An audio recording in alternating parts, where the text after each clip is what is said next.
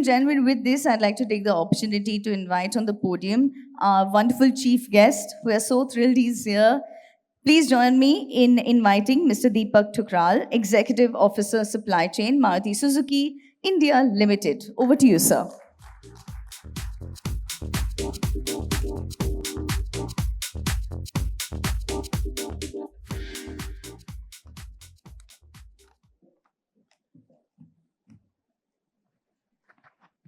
Good morning.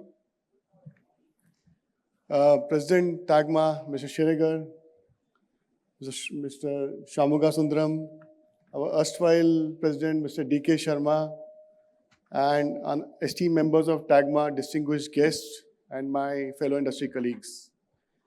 It's an immense privilege and true honor to stand before all of you today at this International Tooling Summit. I'm here for the first time, and I extend my heartfelt gratitude to Tagma for this invitation. And I really like this that was your tagline, right? Credibility to credibility, right? It was really nice. I was just looking at it. And yeah, that's what is very relevant for today's context. So, I have been in this industry for more than 3 decades now. And when I walked in and in the morning when I was sitting with the executive committee, they told me that this association is also more than 3 decades old now. It was started with 8 members and now it's close to more than 500 or 800 members it's there. So it's been a long journey so far for you as well as for me. And I remember, I started my career in supply chain and was looking after sheet metal components when I started and that time, I could see that almost we were making cars and that time almost all the toolings were coming from, were not made in India, mostly coming from our neighbors. And very small toolings possibly were being made in India. But since then, if you look now, things have changed significantly by the efforts of all of you sitting here. And we can see that happening. And now majority of toolings which we are now consuming are being made in India, and I really thank you for this. We can have a round of applause for all of you. So, while I stand here today, I want to talk about the landscape. I don't know what time I've got here. I might extend a little bit. Sorry for that. And then, what are we as an automotive industry thinking now? And how are we looking at things now, and what do we see the challenges going forward? And definitely I was telling Mr. D.K. Sharma that of course today I will appreciate the efforts of this entire group sitting here, but I'll also set some challenges for future. Maybe we need to step up now to next level. That's what is need of the hour.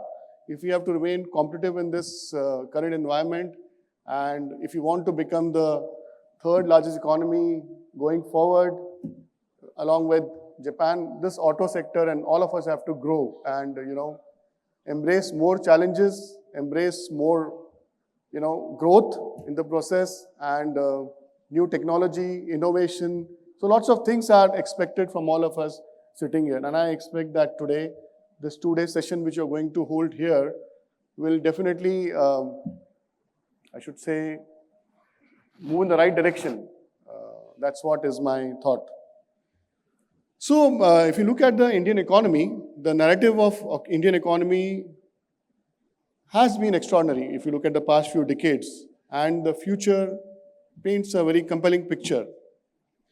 As I said, that we are the 4th largest economy today, and soon we'll become the 3rd largest also as we move forward alongside Japan. So this is not I can say it's not just a statistical achievement. It's not a number in itself. It's a testament to the fundamental strength of our economy, the ambitious reforms undertaken, and the entrepreneurial spirit of our people. I think that's what is contributing to the way we are looking at. And by 2030, we will rise to become the 3rd largest economy in the world, a milestone that reflects our growing global influence and economic strength. So India's growth story is driven by multiple factors. we being in the consumer industry, selling automotive, these things are very important for us. Rising per capita income, which is empowering millions of Indians to demand more, to expect more, and as an industry, we have to meet their demands. And the automotive industry is also evolving rapidly. There are a lot of technical advancements happening. There's also now sustainability, environmental concerns coming, and the customer is changing.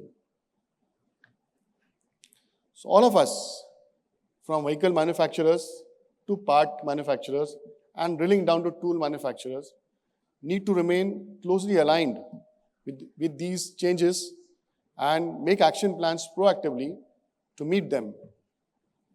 So this demands agility, foresight, and willingness to adapt.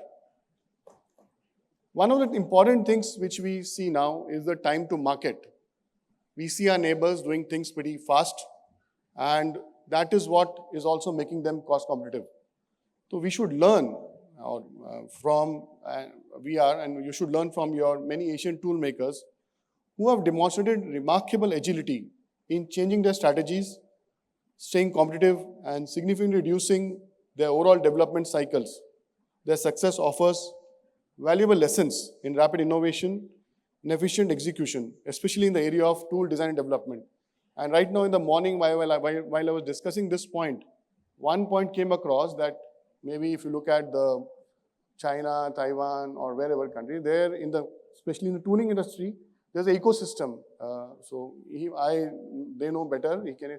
But if there is one person who is overloaded, then they can offload the work to their neighbors. I think this concept in India is still to catch up. But it's very important, but from the point of view of, meeting the timelines, because as an auto industry, we are also trying very hard to reduce the timelines to bring either a change or a new model. So this pressure will come on the system definitely, and please look at how this can happen. So if you look at the auto industry, it is the CAGR expected for next couple of years is close to 8%. And they say that by 2032, it will be $218 billion.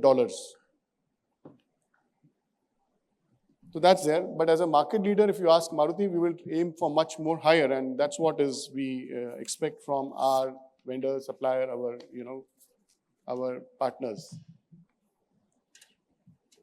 So while we look at these kind of numbers happening, it cannot happen with the same product. So we need to enhance our design capabilities. We also need to look at the scale of operations. We need to look at competitiveness globally and significantly boost our exports also. So if you want to do so many things, one very important is capital. You need capital for such kind of, growth. And that's a very important point which we also talk to our suppliers. Probably some of you have been in a vendor conference where we talk about financial prudence with our suppliers. In today's context, it's very relevant if you want to, the way we are projecting doubling our growth in the next 7-8 years. So this capital will play a very major role when you look at this.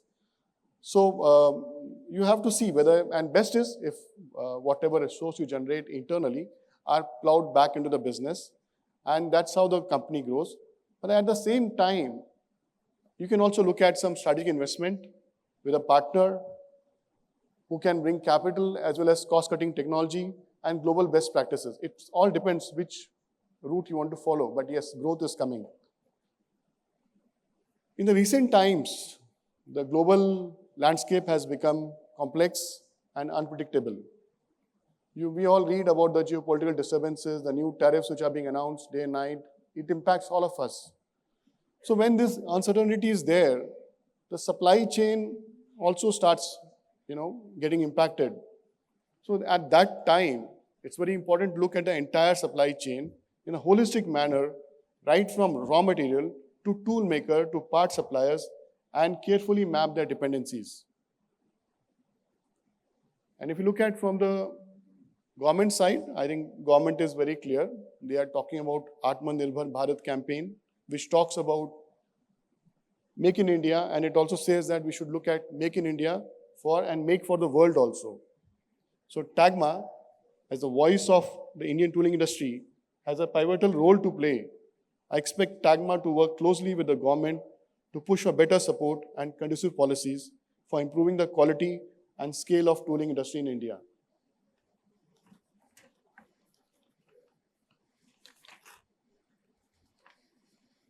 So before I move to what we see and what we expect from you, of course, there has been very good support from all of you so far. I said that most of our toolings we do source locally, but now technology is taking a shift. So we need to look at more challenges going forward. I think there was some data which came from, it was from TAGMA or from Indian tooling industry, which says that the total size of this industry is close to India is close to 2.8 billion US dollars and is mostly driven by automotive and auto component sector, which contribute 60% of this market. But it also says that roughly this data is, it's not mine, some data I read from somewhere, that 30% of the tooling requirement is still met through imports from countries like China, South Korea, Japan, Taiwan. So to me, this appears to be big. There's a huge potential for the industry to grow faster by building both capacities and capabilities. Some of the things we can, together we can focus on, which will help us also, and of course, help in your growth also, is to maintain cost competitiveness and increase the localization further. If this 30% is right, then there's a big scope for all of you to expand further. So with you, we as Maruti Suzuki, we have made significant progress in localization of toolings, also critical part toolings also. So most of the sheet metal and general plastic parts, tools, which we were importing earlier have been localized now. But as an industry, if you ask us, there are still categories where we still have to import, and like lamps, tooling for lamps are still getting imported. Some 2K molding parts, some ambient lighting parts, panoramic sunroof. Then there is something in steel also. Now we are moving towards ultra and advanced high tensile steels, hot stamping, connectors, electrical parts, and some critical AV parts. So there are a lot of scope to, that's what I said, if you can look at these, the way the auto sector is moving now, the way the features are coming, I think these technologies need to be looked at by all of you while you expand your operations. Also, there is a customer which is demanding more aesthetic features like soft touch, acrylic grills. So a lot of these things also we still import the tooling. I'm just giving these points so that you can look at where to go when you look at your expansion plans. Also, when we look at the local tooling, of course, you're doing a great job. And as I said in the beginning itself, we should appreciate the efforts made by all of you. But still, there's some differences with respect to overseas tool maker. It can be something which you need to catch up, or or maybe you need more capability in that area. Like, for example, you still need some more capacity to achieve high level of polishing, spring back compensation, high speed machining for achieving tighter tolerance, hidden parting line, and reduced timeline for tool maturation. I think these are a couple of things. I'm just leaving thoughts here for next 2 days. You can deliberate and come with what has to be done in these areas. But this is where we see difference between the tool makers here and what are there globally. Also, the time to market is now reducing significantly. We understand that in some of the global economies, it's almost 50, getting a new car or new is almost now going down by 50% the time they have reduced. If we also want to follow that, then it's a lot of pressure on all of you. We expect you to look at the tooling lead time, how it can be reduced, with respect to the developed ecosystems of, say, China, Taiwan, Korea. So that's what is also very important, because if the timing becomes a constraint, then there is, again, that reverse shift might not happen, should not happen. We still aim to localize all our tooling requirements, and this remains our top priority. That's why we are here talking to all of you. That's what it is. So our expectation is very clear. We are saying first time right tools. We are saying reduced development lead time. We are saying ensure effective project management. That word credibility was very important here, which came up today. Then enhance robustness in tool design and remain cost competitive. I think these very clear expectations, and I request you to deliberate in these 2 days how you can achieve these points. Second topic, which is also coming more critically now, is to build flexibility in tooling and enhance tool life. Actually, today the customer is becoming, you can make a lot of projections that this is what we should make for our customers and this car will sell. But customer changes. The demand pattern keeps changing. So we have to be flexible. We have to adapt to the new demand. And the same pressure we are asking toolings also. That there should be flexibility while you make your tooling. They should be able to, use that tooling from at least minor changes. Multiple changes should be possible in the tooling. That is one thing we expect. So that is, please look at, and how can you increase the tool life? That is also one area, because we see that for us, should stop, 5 minutes more. So the total cost of ownership for us remains in control. So there is one topic which we were just, that there is important that you use high quality raw material, standardized components, and a robust preventive die maintenance. I think this can also be a thought for all of you. I was told that now some good tool raw material is now improving, right? So please. So another area it's common for, in fact, any industry, for us also equally common, is skill development and skill retention. Of course, for tooling, it's very critical because it's a high skill job. So we need to find how to realize the potential of the people who are there and how to develop more skill as we go forward. Because, the final product which we get from that tooling, which goes in, I should say now, at least lakhs of vehicles, depends a lot on the workmanship of the tooling, and which in turn relies on the availability of skilled manpower. So I request, again, Tagma leadership to take proactive approach in creating necessary ecosystem and infrastructure for skill development, so that as a nation, we build a strong pool of skilled manpower for the tooling industry. Skill retention is also one, apart from for the skill retention also, the right recruitment is very important. So you need to find out how to get the right kind of people for your industry. The next point which I have in mind is the adoption of technology advancements in automotive industry is, as I said again, is moving at a rapid pace. So the Indian tooling industry has to keep pace with these changes.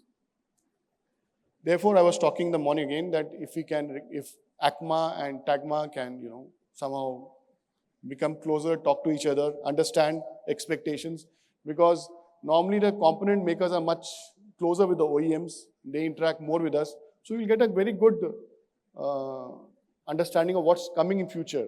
See, technology does not change like a snap of finger. You start working 3-4 years before a new technology comes in the segment. So if you're aware that this is a new technology coming and you start working on a toolings well in advance, it will be very good. So that's why such close cooperation with is important. And if you look at, so this is number 4, and the last one which we look at, which I just wanted to share with you, which we are talking with almost all our suppliers also, and also with internally also we're trying, is how to get digitalization and AI in the business. It is like a necessity now. It's no longer an option. And you can see how you can gradually start using and then build on it as you move forward. This will definitely help in improving speed and efficiency. And of course, your simulations which you do should get better. So in the long run, a better design and better tool life will really enhance the overall performance of your whatever you're making. So I encourage the tooling fraternity to continue striving for excellence and innovation in all aspects of business. The evolving demands of industry calls for as I said, proactive approach with grounded in quality, collaboration, and forward-thinking strategies. Let's today discuss, because discussions lead to good results also. It's very important, like this forum which you're having today, that's where you understand what's more is required. So discussion is always very important, which will lead to better alignment and also lead to creative solutions and effective partnerships between automotive and tooling industries. So I think it's already showing red there, time's up. So I also will stop here, and I wish Tagma team and all the members present here for fruitful sessions ahead, and whatever requests I made, if some of those can be discussed in these forums here, it'll be great help for us. Thank you very much.